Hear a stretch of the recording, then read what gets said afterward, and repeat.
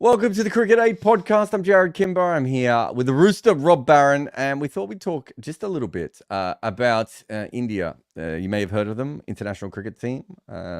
Recently played against New Zealand. Didn't go as well as they might have wanted, Roberto. But the question I really wanted to get to, as much as anything, is, I was trying to work out what the Indian team was. Whether it was essentially a West Indies or in Australia. Right. So the West Indies regenerated on the fly. And even though they had some flat spots, that whole crop of fast bowlers that made them great disappeared, and they found three more, and then they went on their merry way again. Was India going to be that or not? I'm not sure this New Zealand test match or this series changes anything or not. But do you feel now that this has just put a mark on the era? Like we had the Ashwin Jadeja era, and anything that happens from now on in is a different world, or do you think that it will continue on and maybe they won't be as good in the next year and a half, but then they're going to work it out and come back? Or is the era dead? I think we're going to find out very soon, because the good thing is they're going to play Australia in a minute, and then we'll really find out that and England. It's like the next 10 it's the hardest possible test, and then then they're playing England. But maybe it feels like it crashed down very quickly. I mean, let's face it, I certainly didn't think that was going to happen. I think I said the best chance New Zealand have got is if it rains for 3 weeks of the tour of India. And they were, what did we work it out as? At least 1,000 to 1 to win 3-0. And they did it in 3 different places without their best bat. Santner played 1 test match and got 13 poles. And then obviously Ajaz is just a wankaddy specialist and, is the best bowler in the whole world, but only at one place. Well, I mean, India had no answers. But the other thing is, you just talk about that. It's like Matt Henry was the hero of the first test. He doesn't play the second test. Santner is the hero of the second test. Doesn't play the third. Like, nothing really went all, and Williamson doesn't play. Like, you don't want to be in a situation where you go, it was a fluke, because that is very unfair to New Zealand. And I think they outthought India. And I don't think India was ready for a team playing that many reverse sweeps, but in a non-stupid way, right? They were ready for Ollie Pope ball, maybe, but they weren't ready for Devon Conway just chipping them around the corner for once. But everybody, like New Zealand's greatest successes, and this might be their greatest success of all. I mean, this last month with the women winning the World Cup as well, everybody just did a bit at some point when they were needed. Somebody like Even Phillips got a 40-odd, and Even Phillips, when we were all saying, why on earth is this guy bowling, got a couple of wickets to win the game in the last test. They all do something. Like Will Young, what a series that is. What did he do? He got 244 runs at 50 strike rate or something. That made a huge impact. Like no one in India's batting lineup other than Pant really did anything. The batting was appalling from India. I think New Zealand, it wasn't a fluke, because like you say, that it was 3 different venues. They did stuff. You could argue the first test, India massively underestimated New Zealand and went way too hard when they'd got themselves back into the game, right? So they got bowled out for 46 because New Zealand transported New Zealand conditions there because of rain, and it hooped around. It was a bizarre wicket, that one. It was. But then when it flattened out, India were way on top in that game. They got 10 times as many runs in the second innings as they did in the first. 10 times as many. And they had New Zealand where they wanted them, but nobody stood up. And the thing with New Zealand is kind of everybody stood up in periods or sessions. Somebody went, right, I'll be really good now. I'll calm this down. We're not going to chuck it away. We're not going to do anything stupid. And India were like, well, we've got into a position where we can win. There's not much time left. We better keep going and smack. And they let New Zealand in the back door, having let them in the front door, and then kick them out, and then they let them in the back door. Anyway, that was a great test match. The next one was Santner, and the next one was, I mean, they were really good tests, weren't they? The third one was a great test match. And that pitch, and we said this before the series, Jarrod, that what India shouldn't do is create a pitch that is too spinny, because then it brings the high volatility, and anybody can win on a ranked turner when it's doing all sorts. And that pitch by the end was a complete dog, and it looked like Ajaz at one end was going to get a wicket every other ball, right? He was just creating chance after chance. Nobody looked safe on that wicket. And 150, and again, we said it the night before, 150 was quite a lot on that deck to be chasing for a batting lineup where the two dependable guys have both had an absolute shocker. Virat and Rohit were terrible this series, averaging 15 each, 90 runs each. Neither of them got 100 runs across the whole series. Well done to New Zealand. Like, they did an absolute job on them, and it was it's not like the fortress was breached. It was smashed to pieces. They've lost 3 out of the last 44 Test matches at home, India, and New Zealand have won something like 2 out of 36, and then they just stroll up and win 3-0. Nobody saw it coming. It was absolutely brilliant for New Zealand, and I think what we normally do when stuff like this happens is we just take the piss out of the big team that's lost. And like, they were rubbish, they did this, they did that. New Zealand were brilliant because they never let India off the hook. They were like, no, we're going to keep going, we're going to keep doing what we do, and if you want to make mistakes, we're going to beat you. And they did that for 3 Test matches in a row, using loads of random people that probably wouldn't get in the side half the time. Well, I mean, I think that one of the more interesting things for me is that they played shit in Sri Lanka, New Zealand. And I wonder how much, and like, everyone's like, oh, part of the problem is India, we're looking ahead to Australia. Is part of the problem in Sri Lanka that New Zealand were looking ahead to India? Because you see them play against India and they had really clear plans of how they were going to go about it.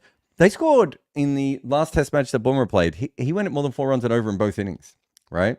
Jadeja and Ashwin went for, I think they went, at one stage, they were going for more runs in this Test series than they did against England, despite the fact that New Zealand took about 1/10 the amount of risks that England was taking, right?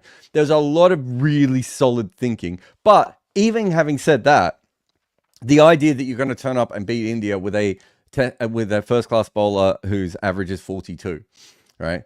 Like, it's ridiculous to believe. Like, essentially, you know, Blundell, in the last time he came to India, was as bad as I've seen a player, play in those conditions. I think there might have been Steele Van Zale or someone who had played in that period where it was just like, why are you sending him out? You might as well send out a chicken, right? Like, and Blundell was almost that bad. And so to see all those players, and Conway was out of form, right? And like, suddenly Conway looked really, Latham hadn't made any runs in a while.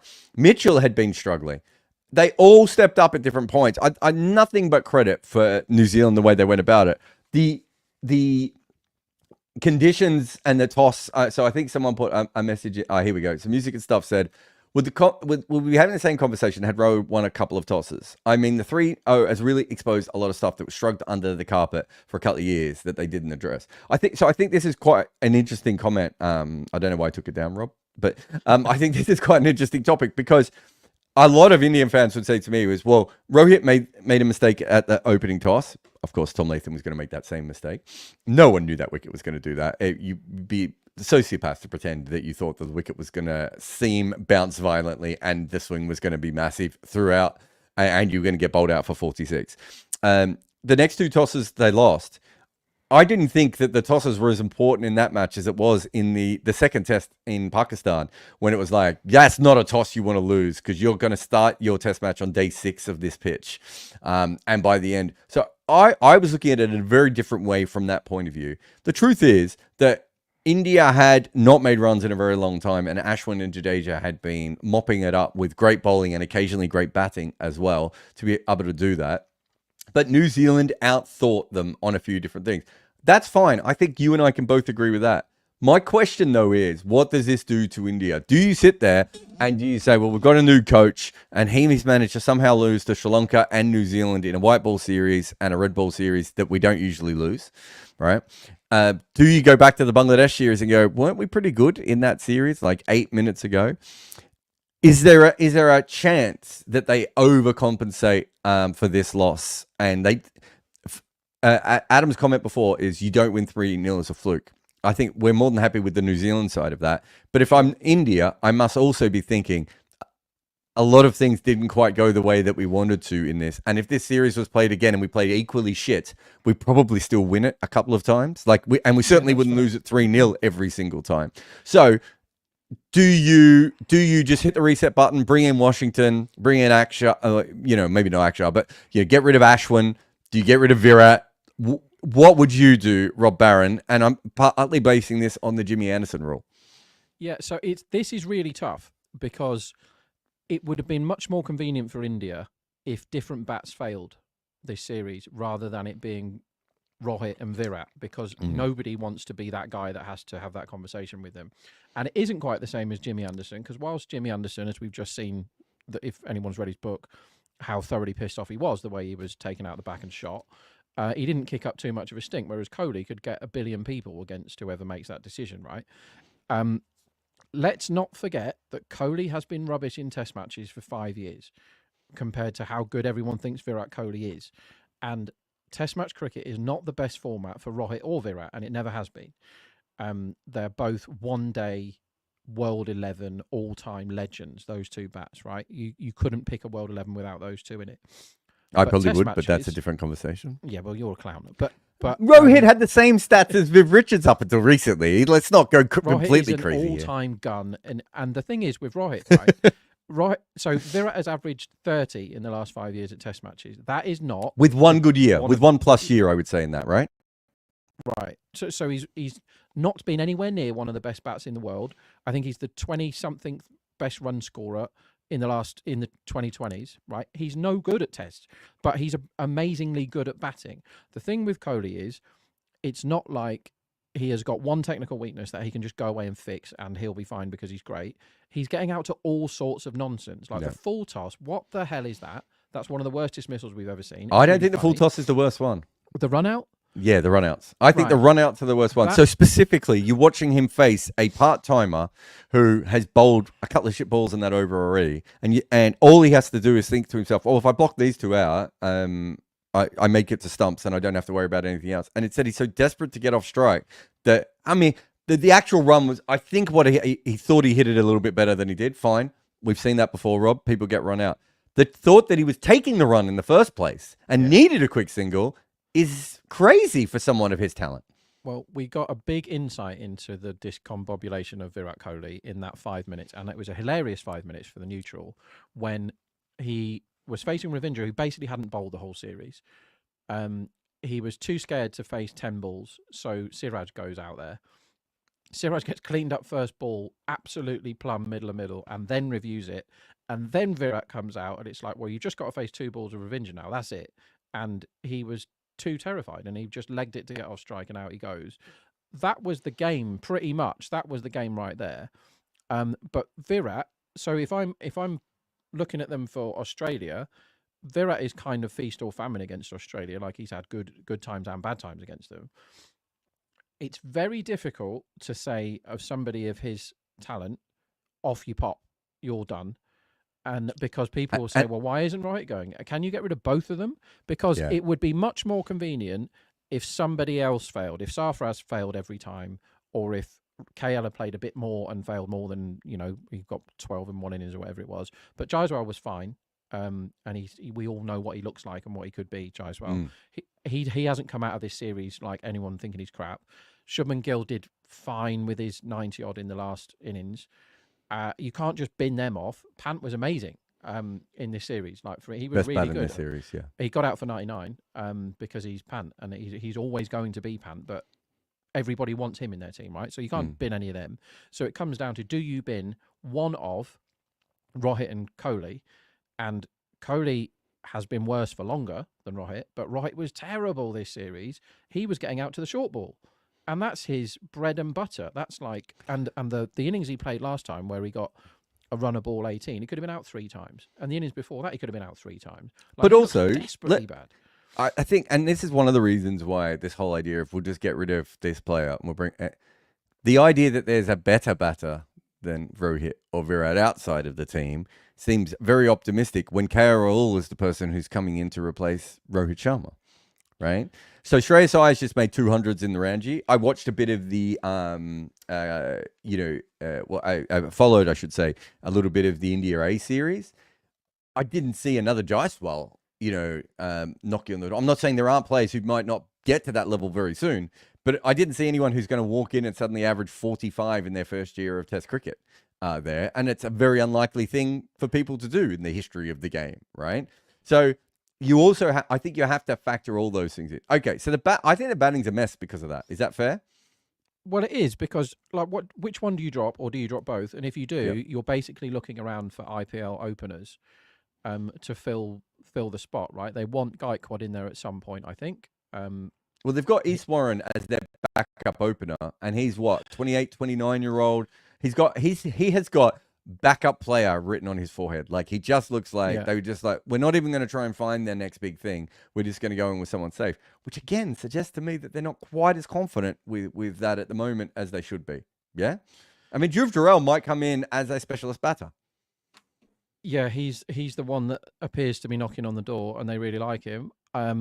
I think when it's the fact that it's Australia next, with all due respect to some of the other teams, if it was West Indies next, then you could just go, okay, we're going to drop both of them and we're going to give guys a chance. But you can't give two new guys a go against Australia and hope for the best. Then they need that experience. And Rohit's style of batting lends itself very well to Australia. You know, if they pepper him short, he should be okay. And anybody can have a bad 3-match series. Anybody can. The fact that both of them were as bad as each other, Rohit and Virat, it creates an issue for India.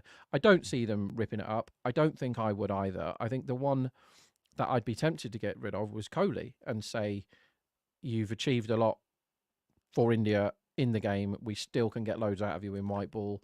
Maybe have a rest. Do you get rid of him now, though, when they're about to go to Australia? Where that might be where we've seen him bat at his best. No, I don't think you drop him now. I think I agree. I think you go, show us what you've got. It's a hard conversation. I don't know Virat Kohli, like we haven't spent that much time together, but I think it's a difficult He's always one talking about you.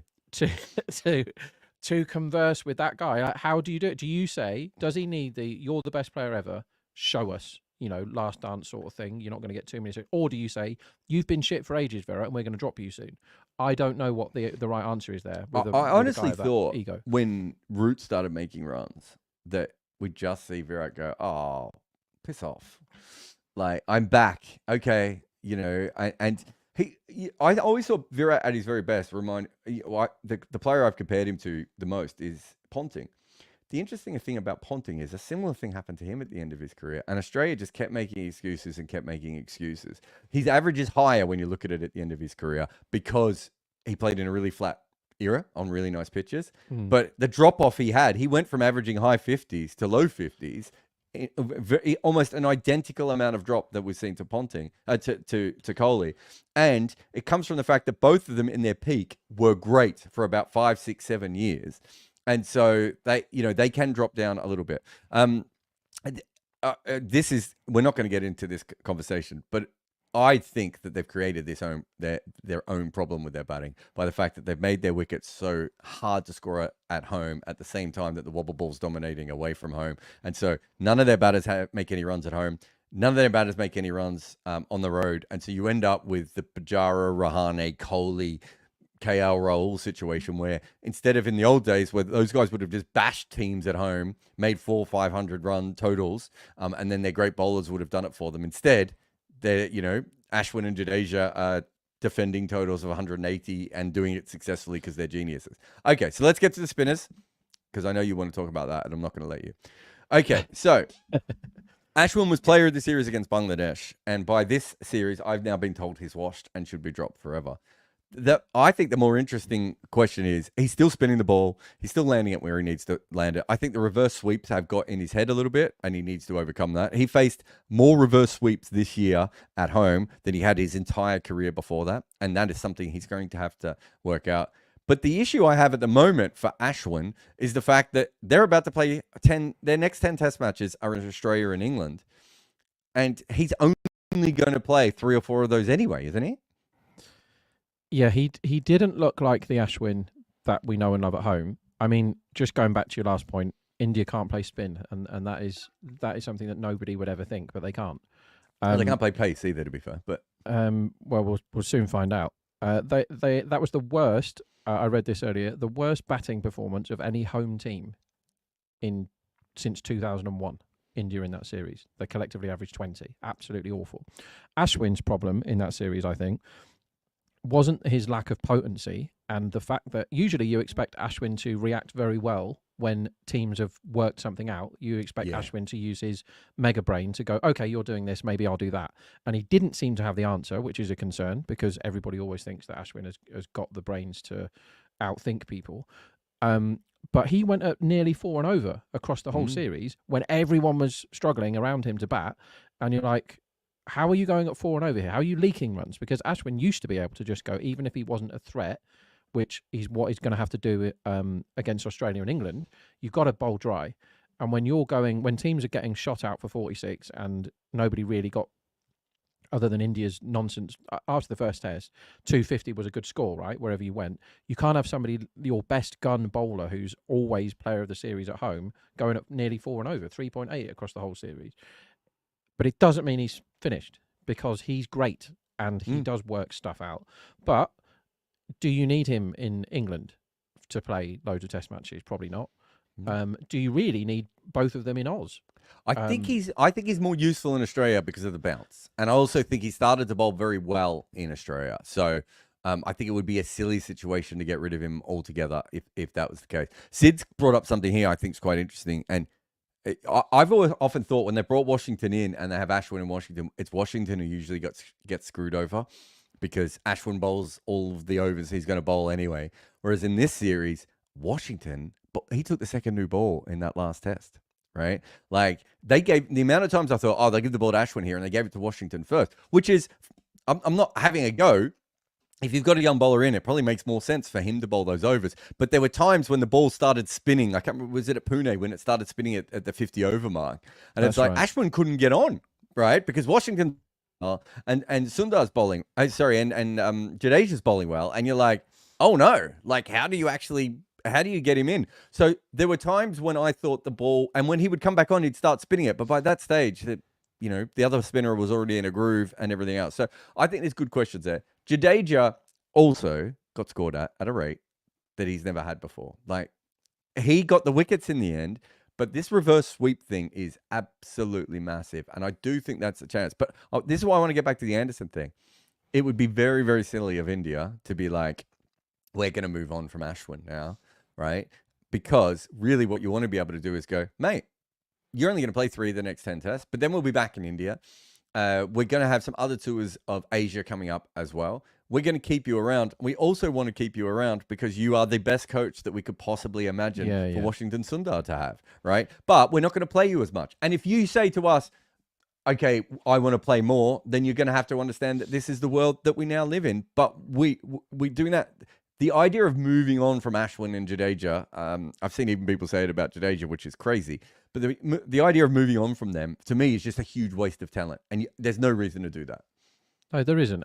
And England could have done that with Anderson. They did it for a bit. They were like, you're just going to play when it suits us or when we need you. And we're going to have you around to coach everybody and help all the young guys coming through. They should still be doing that now. We've seen that. Like, he's England's best option in quite a lot of the tests where he hasn't played. And you're absolutely right. That's what you do. You go, yeah, you're knocking on a bit now, and there are guys coming through, but we need you to help them come through. We need to keep you around the guys. There's going to be loads of opportunities where we do definitely need you, and there's other ones where you can go and have a sit down and help the other guys come through. Okay, so we've done all that. I think the thing that hasn't been talked about a lot in this whole transitional period is that they had Shami, Bumrah, Sharma, I'm missing Umesh Yadav, Siraj. They even had backups like Natarajan come in at times and do really well. Suddenly, I'm a fan of Akashdeep, and I think he's an okay bowler, but I want him to be your 4th or 5th best seamer. And at the moment, he's their 2nd best seamer. And there seems to be a big disconnect here. That's when we get back to the transitional position. We're talking about a couple of batters that we don't trust all that much. We're talking about perhaps they have the spinners to be able to, if not completely smoothly take over from Ashwin and Jadeja. They shouldn't fall off the heap because of it. But the seam bowling was a big part of what built them up as one of the world's best teams. And it currently looks like if Bumrah doesn't have the ball in their hand, I could be wrong. At one stage, Rob, I'm pretty sure I saw you bowling first change for them. Yeah, but New Zealand play Bumrah better than anybody else in the world. And that was a thing. Yeah, that was a thing. They scored it over 4 runs and over in that in the game of Pune against him in both innings. And nobody can do that in bloody 2020s, let alone Test matches, right? Yep. So they haven't worked him out, but they have stopped him being the most potent threat in world cricket. And I don't know whether it's because they play him, they come down the crease a little bit, They take off some of his angle by, like a goalkeeper now in the angle, you just come a bit closer to it. They seem to have got a method that works, and that's the thing with New Zealand. They keep thinking and they never stop. And I think India took their eye off the ball a bit. When it comes to the seam bowling reserve, we've been saying this for a while. It's Bumrah and then a huge load of daylight, and then there's someone else who's the second best.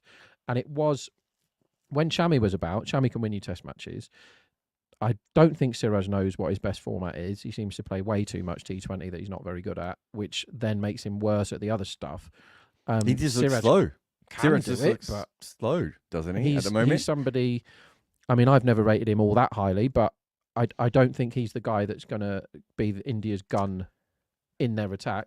Akashdeep is a odd spell. He's fine. Well, let's just stay with Siraj for a minute here. The problem with Siraj is that I think when he's on form, he's almost 10 out of 10. I don't know how you play him when he's on form. When he's bowling 139, 141 k's an hour and he's seaming the ball sideways, no human being can play that, right? The issue is he doesn't know how to replicate that at all. He doesn't know how to do it consistently. And when he's not doing that, he's basically Vinay Kumar, right? Like, yeah. he bowled... I'm not having to go Vinay Kumar. He was a talented player, but it's like you wouldn't want him in a test match if bowling for you. I mean, we don't have to go back to what David Warner did to Vinay Kumar at the Wacker, but I think that ended the Wacker, that shot. But so you've got an issue with him. He needs a great bowler to be around him, and I don't think anyone can argue that. Especially if you're an RCB fan, feels like they're always one bowler short at RCB, even the years when he does bowl well in the IPL, right? And then you get to Akashdeep. Akashdeep needs the new ball, and he's a good new ball bowler, but we haven't seen enough that he's a transformative new ball bowler. Now, he's about to get 10 potential opportunities. I'm not sure he'll play in all of them, but 10 potential opportunities, and we'll know a lot more about him as a new ball bowler outside of Asia.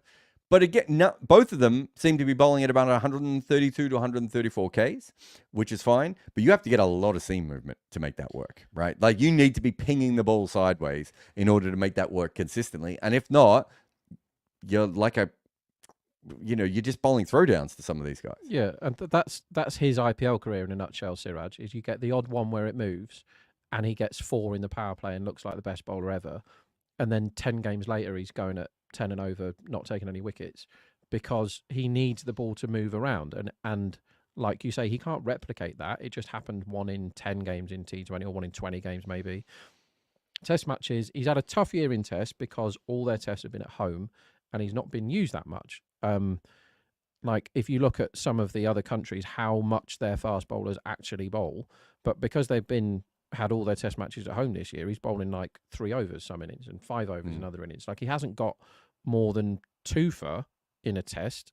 I think he got 4 against England in one of them, but all the others he's got like 0. It's just 2, it's 0.002, 0.002, isn't it? Yeah, for the whole year.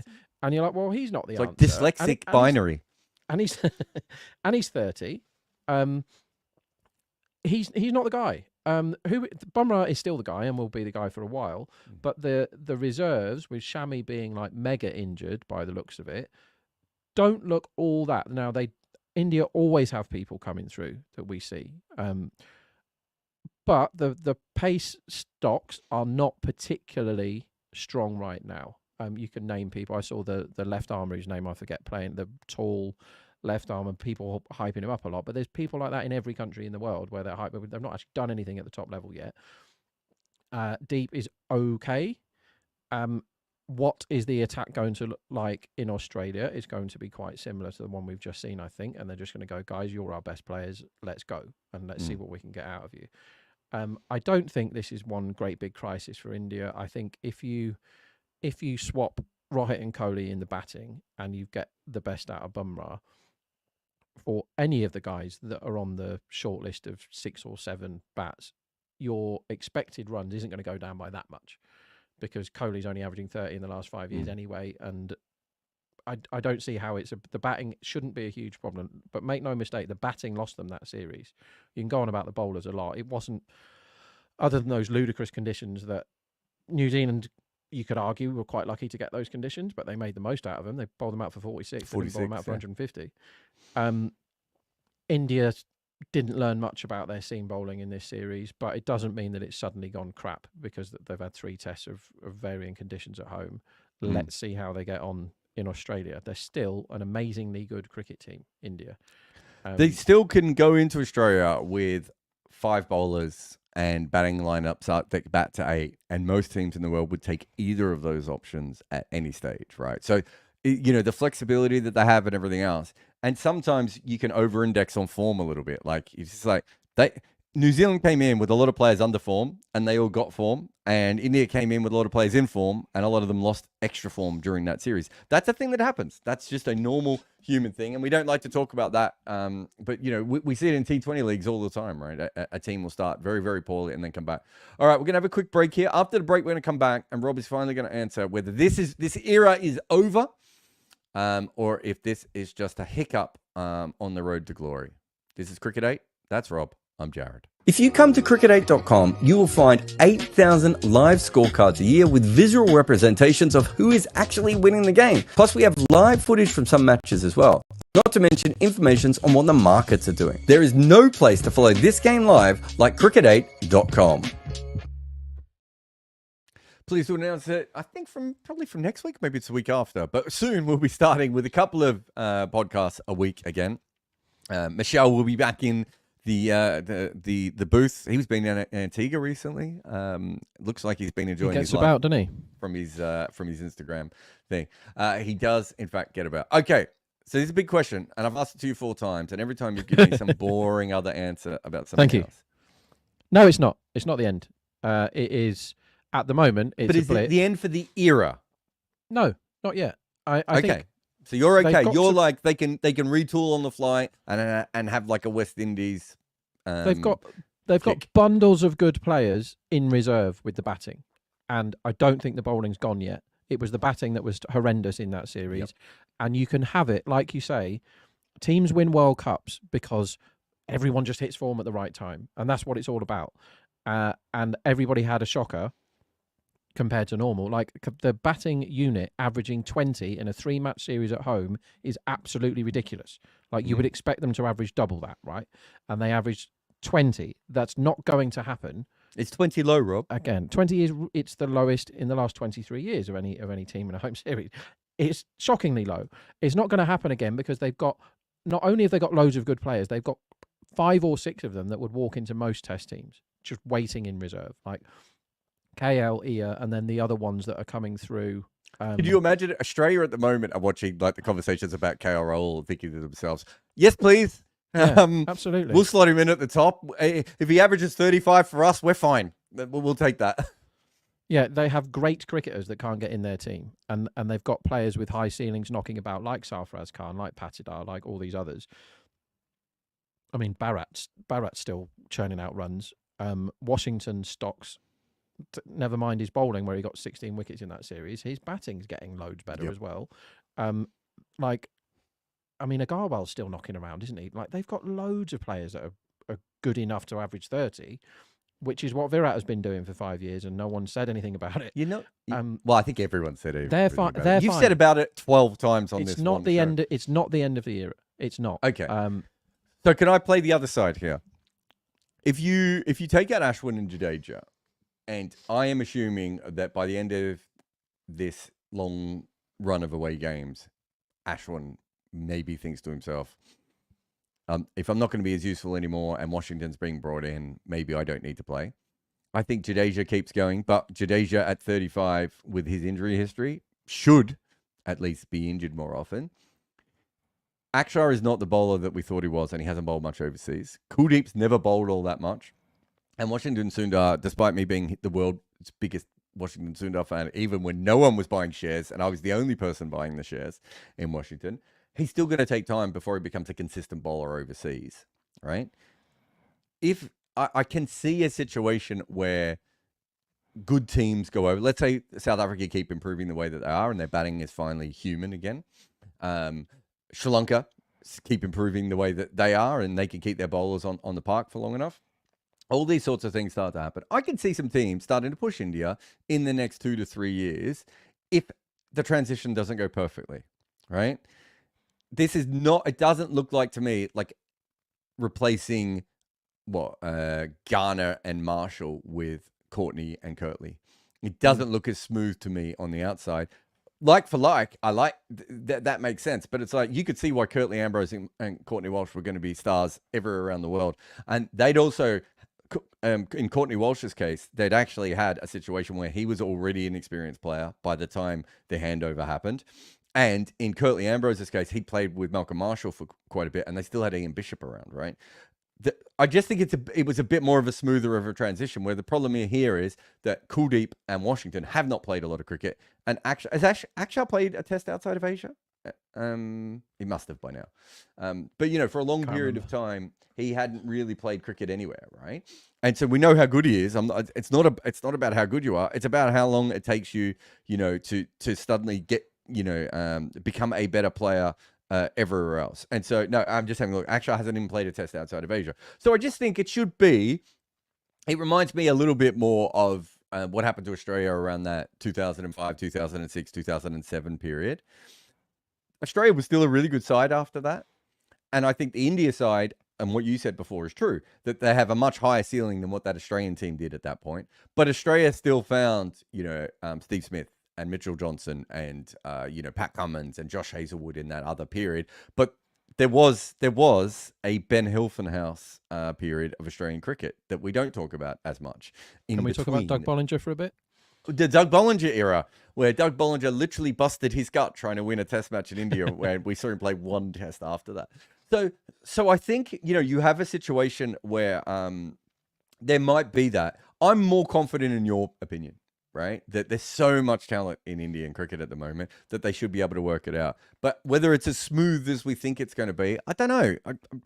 I'm not completely sold on the fact that there's just an effortless transition between two different eras. I don't see it being effortless, but you could kneecap Ashwin and Jadeja tomorrow, and I have. Okay, that's an exclusive for Cricket8 followers. Kuldeep walks into basically any other team in the world, and so does Akshar. And yes, he hasn't played outside of Asia, and he's got really, really good numbers in India, Akshar, and he's very good at cricket. I don't know, Ashwin averages 40-something in Australia, doesn't he? Like 44 or something? Like, he hasn't cracked it. He does, but I think the last couple of tours he's been pretty fantastic, and the first couple of tours he struggled. But yeah, but that's my point. It took him a while to get good. Yeah. Assuming that Akshar's going to be good instantly. No, he's not going to be like that. But when you look at the other teams' spin options, we've got Bashir and Jack Leach and an assortment of competition winners that play for England. There's loads of crap spinners all around the world. But basically, India have all these reserves of any type of. But I think the pace reserves. How's Prashid Krishna doing? He's going to Australia, isn't he? So we're hoping he's fit again. Okay, he had definitely something there. Like, he got smashed about in the IPL when he kept bowling the same length over and over again. But that's but we're not worried about that in Test cricket. And Mike Yadav is a very good bowler if they can ever get him fit for 8 minutes. Who knows what he could be? Yeah, so they're not. It's not a huge concern for India, because it's like, two of our best old batsmen are having a bad time of it. We've got absolutely bundles of people that are going to average 30 now and maybe 50 later. Like, they're okay. Really good cricket team, but they're going to play against a really, really good cricket team at home right after being spanked 3-0 at home by New Zealand. And that is a test of character of everyone, but also the management might have some tough decisions, because what happens if Australia get on one in the first test? How many times in the first test of a series do Australia batter somebody at home? They've been waiting to smash into India, and when India are struggling with the bat, you don't really want, so I know it's an ODI, but some of those balls that Stark was bowling the other day, and the one that Cummins bowled, the short one that got the wicket in the middle, absolutely terrifying. Like, they're on, right? And they're having a good long practice now, playing at home against Pakistan, just waiting to tear into India. It's not going to be easier for India to just walk in and go, right, yeah, we averaged 20 in that series, let's all average 40 now and we'll be fine. It might be they get blasted in the first test. Then the management have to do something, probably. What do they do then? Do they change it all up? It's so easy nowadays, because of the world we live in 2024, to knee-jerk everything, because that's what everybody wants all the time. Change it. Like, no great test team changes their players every 5 minutes because they lose. right? It's consistency of selection, clarity of role, and all that. They have to back players. But they need plans. And the plans in the series just gone didn't work. It looked very much like India didn't have any plans. The first test, they were like caught up in that because they won that test match from nowhere against Bangladesh when they had no time, and they were like, no, never mind, we'll just score at 8 and over. That's easy. Yeah. We'll just do that. And in this one, they were like, okay, yeah, we got bowled out for 46, but now we're 350 for 4, so everything's fine. Everyone smash it. We'll get 500, and everything will be fine again. We'll bowl them out. It's done. They were like, they rushed it, and other teams in years gone by wouldn't have even contemplated winning the match. They'd have gone, we can lock this game down right now. And when Pant got out, they could have gone, no, this pitch is really good. We can bat New Zealand out of the game right now. They went, no, we're going to smash it away. Everything's fine. We're India. We're going to go for it. They just need to remember what Test cricket is. I think complacency was a huge issue in that series against New Zealand. They massively underestimated their opponents, and New Zealand outthought and outfought them. When you go to Australia, you can't really Australia aren't the brightest team in world cricket, as we saw in the Ashes last time. They're very good, but they're not all that smart, and you can outthink Australia at times. England certainly didn't bother doing that with declaring at mad times and all that stuff. They've got a good chance here, but I think the management doesn't get talked about in how on earth do you manage 4 guys that are legends of cricket and who are all coming to the end at the same time, and 2 of them are bats and 2 of them are bowlers. That's really hard, because you can do the Chappell thing and make your own life a misery forever, get rid of Sachin. You can try and be a hero, or you can hang on to them for as long as possible and go, you guys decide when you retire, it's up to you. Look at what Glenn McGrath did, and look at what Shane Warne did. Didn't that look fun? Everyone carrying them off on their shoulders. But they were playing England at home, and they absolutely destroyed a team that they'd been waiting for 2 years. I don't think on paper India can justifiably say they're going to be better than Australia. They're going to have to do clever stuff. They're going to have to fight if they're going to beat Australia away. It's really, really fun, though. How good is Test cricket right now? All the tests are awesome. Test cricket is good right now, Rob. Yeah, it really is. And people keep trying to kill it, but it's great. I'm massively looking forward to that series, and there's loads of fun cricket in between now and then. It's in quite a healthy place, this mad old game of ours. We've got a couple of super chats before we finish up, because I've got to head into the studio and do West Indies England for TalkSport. Soham says, now that Sarfaraz bombed, is KL India's saviour again? I love this. He's going to open the batting. We've just, I think we've pretty much been told that now. I've been podcasting for about the last 3 hours, but I believe that a message came through on one of my many groups that is the case. Sarfaraz didn't bomb. He had 4 innings where he didn't make any runs. I think if you look at his international cricket so far, his biggest problem has been starting. Once he's got in, he's looked magnificent, but he doesn't always get in. And then Soham again says, the huge part of India preparing rank turners was to prolong Ashwin's career. Wouldn't it be ironic if his career is cut short due to these same pitches? That is just absolute genius level commentary from you, Soham. I hadn't even thought about that. Right? I did this today, actually. I've just done a big piece that'll go up on our Good Areas channel in the next couple of days about Ashwin and Jadeja. And when the pitches spin sideways, Ashwin's about 13% better than all the other spinners. Anyway, so he's fine on those. When the pitches spin sideways, Jadeja is 9% worse than other spinners in those games. So 2 things here. One is Sarfaraz scored 152 Test matches ago, so stop it. And the other one is rank turners is exactly the wrong answer when you're India at home. It's exactly the wrong answer. We said it before the New Zealand We said it when they series. were winning. I made videos about this when they were winning, going, stop doing this. You don't need to do this. It's so stupid, because when there's a golfing class between the 2 sides, which before this series, everybody said India were absolutely miles better than New Zealand, you don't up the volatility. You up the volatility when you are second favourites. You don't do it when you're favourites. You play on good cricket pitches, and the better cricketers will win you the match over the 5 days, because that's how long Test cricket is allowed to last, if you play sensibly or if you use all your chances on good pitches or whatever, right? And what India decided to do is they got pissed off that they lost and they created an absolute ragger and went, well, we're good at spin. You're not. Sorry, spoiler alert, everybody. You're not good at batting against spin. And when you create massive turners, you bring the other spinners of the other team that aren't necessarily that good. You give them a The pitch Tom where Hartley basically, effect, I think we call right. it. So, but sometimes, and we see this time and time again in world cricket, spinners that you don't think are great find a pitch that absolutely perfectly suits their natural length, and the other team are dead. And Santner got one and got 13 wickets, and Ajaz got one, and Ajaz had already had that pitch, so they knew it wasn't a secret that he got all 10 last time he was there. Like, he averages 2 in India on the Wankhede or something. And what 1 are they million doing? on every other pitch. Yeah, and yeah, but horses for courses is a thing, and they've got like a horse who's absolutely starving hungry for this particular course, and you're just feeding him exactly what he wants. It's madness. Home advantage is a thing, but it's so stupid and so juvenile to just go, we're India, so we're good at spin. Let's create massively spinny pitches, and it's done. That's a legitimate tactic against England, because England are stupid and England can't play spin. Yeah, but even against England, but you know, you look don't. back It's at, not the rag turner that you produce. Yeah, you look back it's never at that. a lot of the wickets that they've lost matches on, and they have been the ones where the spin degree's been above 3 degrees, right? There's no reason not to just if it spins 2.5 to 3 degrees, those Indian spinners are something like 3 times better than a normal spinner.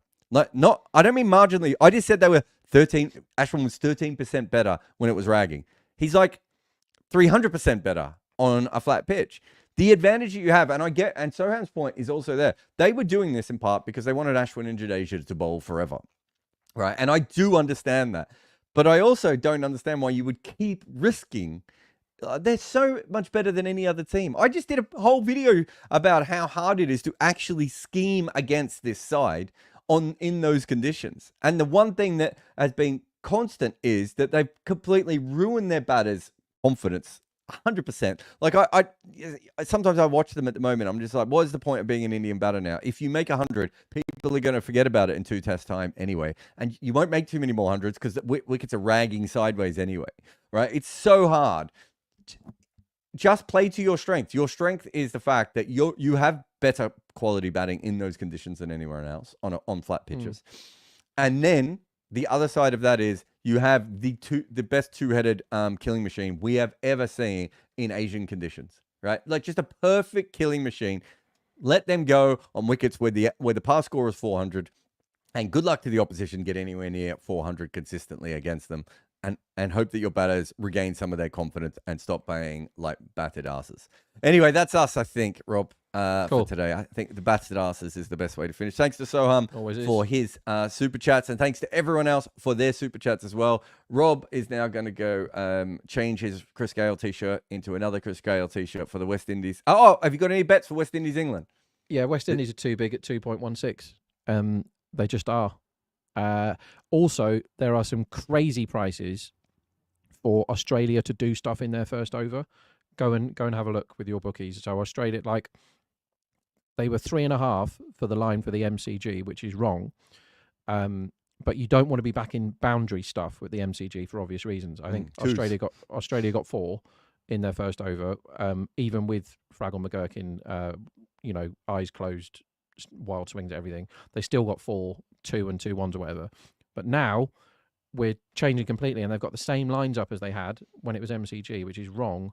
We're now, if you bowl short to Matt Shaw, this is going over square leg for 6 over and over again. So look at early boundaries for Australia. The markets are not priced very well, so you want to be on overs for Australia early. Were you not also on Pakistan in the last game because the odds were ridiculous? Yeah, I thought Pakistan. So I was lucky. I got out for a bowl of rice, but 1.22 very, very short, because that Pakistan attack's really good, and Babar is a gun in ODIs, and it was priced as if it's a huge mismatch, which it's not that big of a mismatch. Like, well, they almost won Pakistan, didn't they? They went within 2 wickets of winning that. 1.22 was crazy short, and then I think West Indies at 2.16 today is wrong. It's an overreaction to England producing a partnership of 2 largely brainless cricketers that was almost impossible. Like, Livingston was so good in that last game,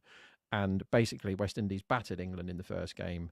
They were 1.18 to win the second, and Livingston them, which can happen to anybody. And I can't make a case for England being favourites for this one. So how much money has Livingston lost you in the last year of just because you're so down on him, but he's actually, when he plays a good innings, he basically wins a game for England. Yeah, there was, again, I was heavily on West Indies in that one. But the opportunity, when he was set and he hit the first six, the market didn't quite react enough, and I was able to bail. But he is, again, when he's set, he is as good as any of them at just joining sixes together. And that was pretty much the perfect ODI chase, those two, because Curran went 50 off 50, which meant that the run rate didn't get stupid. And Livingston just knew, and Livingston's brain cells are not something that you want to be, buying shares in normally. But he just knew that when it was like 8.5 and over, I don't care. If you're going to give me 6 singles this over, I'll take them. 9 and over, fine. And as soon as it got like 9 and a bit, he was just like, well, the spinner's got a bowl in a minute, and I am set now. I've been batting for 2.5 hours.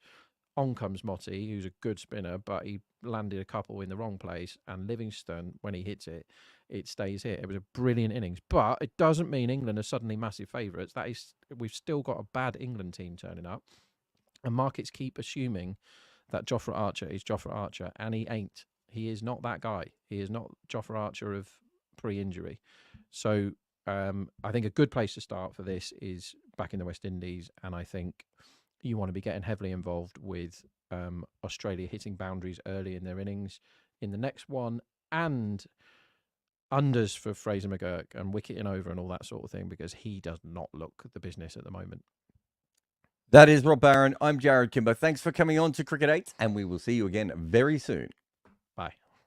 Remember to support us by subscribing and sharing, but also signing up at Cricket8.com, where live scorecards cover 8,000 matches a year with advanced visual details that tell you who is actually in front in the game.